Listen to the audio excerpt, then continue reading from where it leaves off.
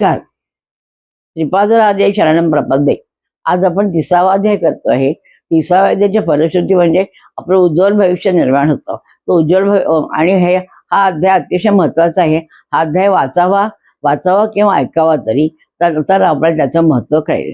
आता नाथ संप्रदायाचे आदिगुरु कोण आहेत? दत्तगुरु आहेत.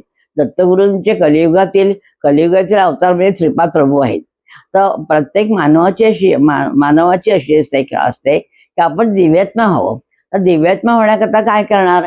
दिव्यात्मा होण्याकरता यज्ञ, मंत्र, तप, प्रार्थना, भक्ती वगैरे सगळे प्रकार करणार.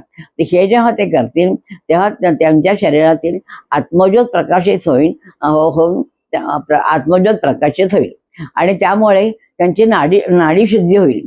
तर नाडीशुद्धी म्हणजे काय? नाडीशुद्धीमध्ये आध्यात्मिक, शारीरिक आणि मानसिक ह्या गोष्टी असतात.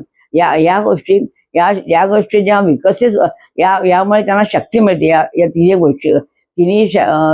तिन्ही आध्यात्मिक, मानसिक शक्ती यांना शक्ती मिळते आणि ही जेव्हा शक्ती त्यांना मिळते तेव्हा त्यांना देवानुग्रह मिळतो. आणि श्रीपाद वल्लभांचा संसार पिठापूरला आहे. तर पिठापूरला मुंग्यांसारखे असंख्य लोक भेटीला येणार आहेत, म्हणजे बघायला येतील. पण कलियुगामध्ये अजूनही लोक येतील. पण माझ्या लीला आगाध आहेत. या लीला बघण्याकरता सहस्र दर्शन घ्यावं लागेल. तेव्हा त्यांना माझ्या आगाध लीला कळतील. श्रीपाद प्रभूंच्या लीला आगाध आहेत. श्रीपाद प्रभूंचा जय जयकार असो आणि श्रीपाद प्रभूंचा हा पुन्हा मी सांगते की हा अध्याय तुम्ही अवश्य वाचावा. त्यामुळे आपली प्रगती होईल आणि आपलं उज्ज्वल भविष्य निर्माण होईल.